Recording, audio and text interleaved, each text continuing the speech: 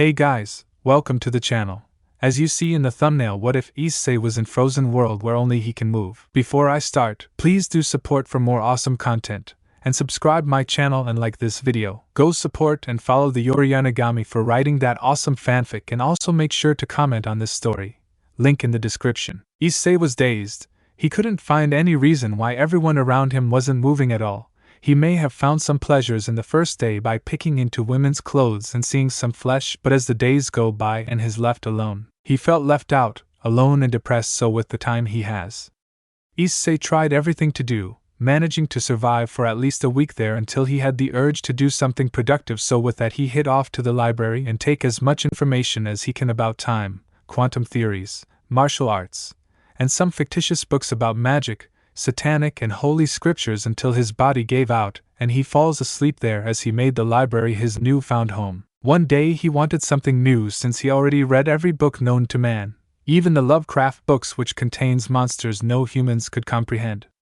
As Issei found his way to the underground storage of the library, there he found more books that caught his interest as he made sure to read every single one of those said books, such as arcane magic, elemental magic, destruction magus arcanum, and books about a race called fallen angels and how they use their magic, like creating light spears, and the truth about their race and the two factions known as devils and angels. Holy. As he reads more part into the book, which was titled Azazel's Diary, which was funny since this book contains confidential information about things called sacred gears and how to make a downgrade replicas of them. Shit, he uttered. Issei, being the genius he is now, thanks to the 10 to hundreds of thousands of books he had read, saw an opportunity and took it, using the man's diary and schematics about these things. He made it his mission to make his own sacred gears. Year 0. Issei finally finished a prototype which he called Arganum, a sword that emits frequency that could cut through anything like butter. Year. He traveled the world by foot, walking on water like a normal pavement, and searched for more knowledge. At this time he made another sacred gear called Apocalypse Gloves, which is a gloves of pure unknown Mesopotamian era metal he found near the mythical area where the kingdom of Mesopotamia should be. Year 0. Issei made experiment to his body which augmented his whole biological structures, his now as fast as the light spears, meaning his as fast as light itself, and he also made sure to train his body to the point that he looks lean but could shatter an entire mountain in a single blow. Year 5. As for Issei's magic reserves, let's say a normal fallen angel compared to him is like comparing a single drop of tears to something like the Earth's whole water reservoir. Also he made other sacred gears which he now dubbed as the Seikei Shiko Hito arms or executioner arms, which are the following: Thunder God Blade Dane Sleeve, Apocalypse Arms Vermana, a nano weapon that retracts all over the user's arms, Cross Element Blade, Evia and Etri, two blades of darkness and light, which resonates with one another, making it a powerful weapon for anyone. Holy Sword, Issei no Ken, a blade that grows with its user. If the user is powerful, that every blade it touches would crumble by their strength, then the blade would adapt to it. Issei once called it the blade of adaptability. May it be slashes or magic, it will adapt to anything that may come its way. Dual-pronged spear, Lubu, a spear so fast that anyone who saw it, both normal and supernatural, would say that it teleports. Book of Knowledge, grants the user 0% knowledge of Issei Hayado which he embedded into it. Toothpick, reveals its true self as the prism-colored spear that pierces the target's heart, no matter how far or indestructible the target's shield is. Prism Spear, Avarice, true form of the toothpick sacred gear. Year 90. Issei found his ways into almost every pantheon and factions, stole their schematics of their weapons and magic, making himself more and more broken by the passing years as his body was now indestructible, his mana infinite, his knowledge is vast and more deeper than the abyss. With nothing more to do, Issei found himself lying down on his back and soundly sleeping on the ground of Ko Park. When will this end? When he said end, time goes into motion once again as everyone could finally move. When looking around, Issei's tears fall down as his emotions went wild. I'm free. With that, the shackles of time on him crumbled down into nothing as he was let go as he aligned with the now moving time. I am free! When he yelled that out, some random woman uttered to herself, "Ing weirdo," she said and walked away. It's been a week since Issei Hayado was released from the grasp of time. For once the man can't find normalcy in this new life he has, since back then all he knew was the unknown and finding new information and things to make, so having the time to eat 5-star delicacies is still a rare occasion for him. He'd been waiting 59 years for this moment. This thing is delicious. He found his new favorite delicacy, a soft cake with a flan topping. Amazing, It's been ages ever since I tasted something as delicious as this. He took another bite. Enjoying yourself there, young man? A man beside him asked. As he looked at his side, Issei saw a man in his early zeros, black hair with the blonde bangs that covers his forehead. I am and you are there. Right then and there Issei realized who he was talking to. Azazel, much to the man's surprise and curiosity as to why the boy knows his name. Have we met before? He raised his eyebrow. You haven't met me, but I know you very well, leader of the fallen angels, man who lusted for Gabriel's body and banished from heaven due to it. A light chuckle came out of Azazel as he looked at the boy. You know your stuff, young man. Want a booze? Issei held out his glass as Azazel poured him a shot. You a part of some faction? Azazel asked. Nope, I go solo to wherever knowledge needs me. A smile creeps on Azazel's lips. A fellow slave to knowledge, rare seeing my own kind here. He added, haha, yeah, you could say we're more alike than you think, for example. Issei revealed dagger to Azazel as said man's eye widened in surprise. A sacred gear? Wait, no, an artificial sacred gear? Now it was Issei's time to give a little chuckle. A sacred gear? Oh no, that's some outdated category for my creations. This thing here is my pride and joy. He twirled the blade with his fingers. Executioner arms, my most prized creations. You could say this is my own line of Longinus category.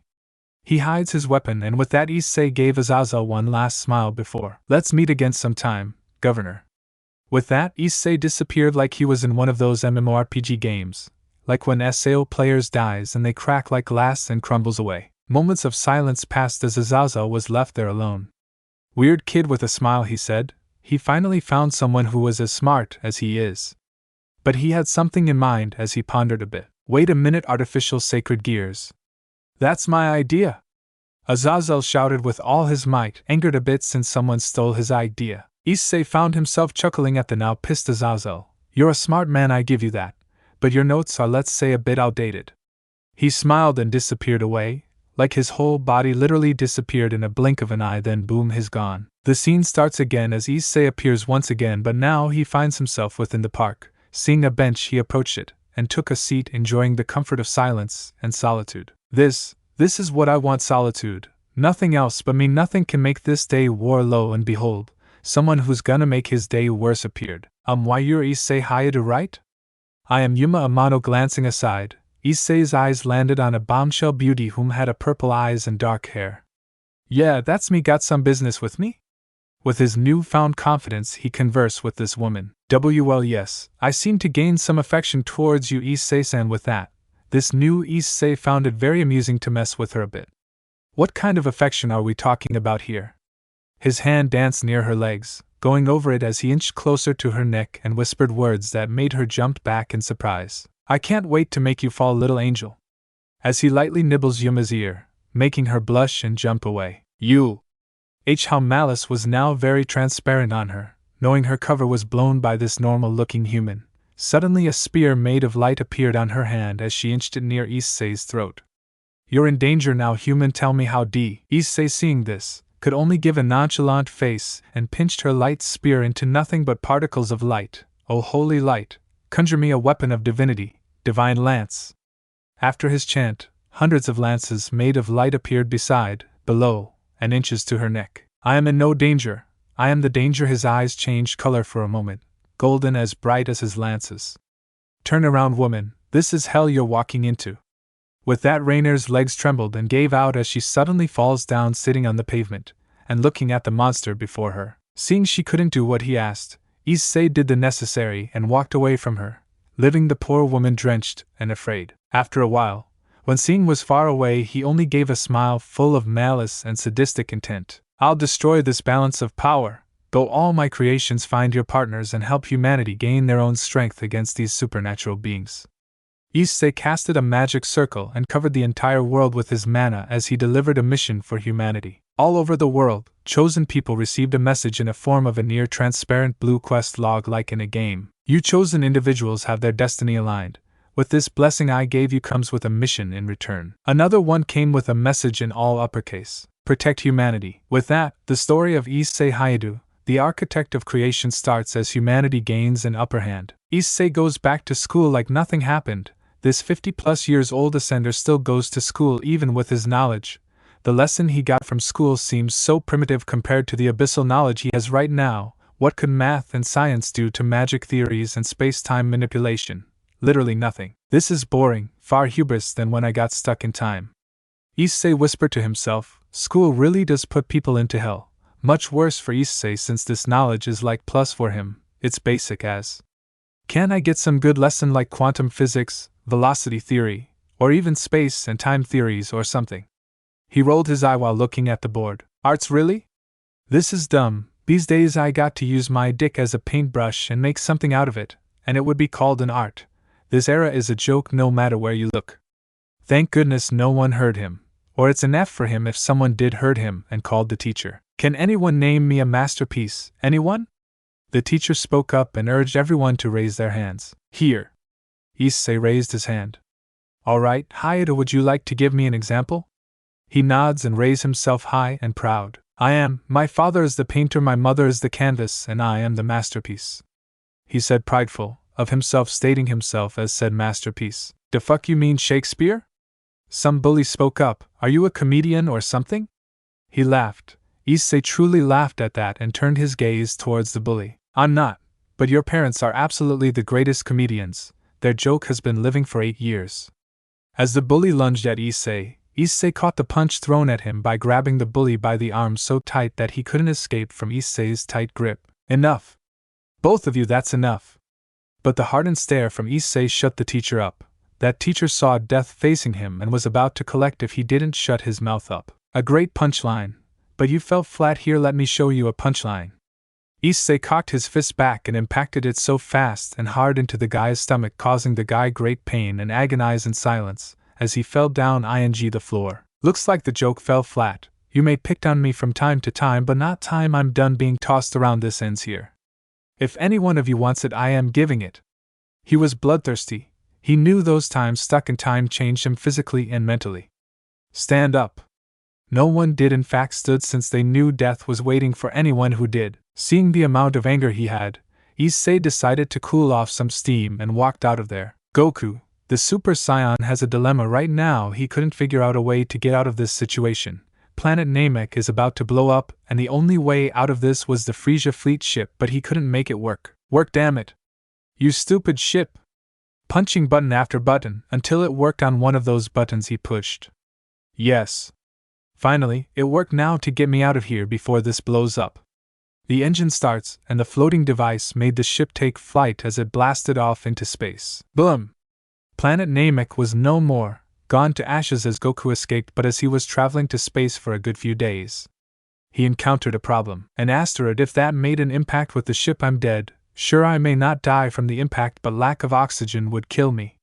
He was pushing buttons once again as the ship took off course, and somehow Goku didn't see the adolescent black hole as the ship was swallowed whole. Knew all Goku could yell as he was eaten by the black hole along with the ship. As Goku opened his eyes, what he saw was the shattered remains of the ship that crashed into somewhere that looks like a castle, and he was facing the throne. Where am I? He asked himself, as he saw the man sitting on said throne. Looks like I have a guest. Who might you be? The man's eye glows red. My name's Goku, Son Goku, he said, as the man smiled a bit, enjoying the company. Well, let me return the greeting. My name's Anos. He paused. Anos Voldigode. That day Goku's destiny took an off course. Back on Earth, it's been a year since Goku's tragic fate, and everything was going on fine until a wormhole opens up and a man goes through. Home, at last. I found a great way to incarnate Anos Voldigode into Dragon Ball. A bit sad, I may say, but it is what it is. Anos Voldigode didn't expect to see something like this. He only incarnated just now, and he was already done with the world. As soon as he had consciousness, he saw the figure of his newfound mother, laying on the ground lifeless with a gaping hole in her stomach. She's Fascia or Celipa, the scion comrade of Bardock, or maybe something more. He stood there, as an infant, looking at this display in silence. The anomaly finally felt feelings that were long ago tucked away in the deepest pits of his subconscious mind. Anger boils within him. His scion heritage made him emotion rather than his usual nonchalant visage. He cradled his mother, her forehead, while cursing himself that he was too late.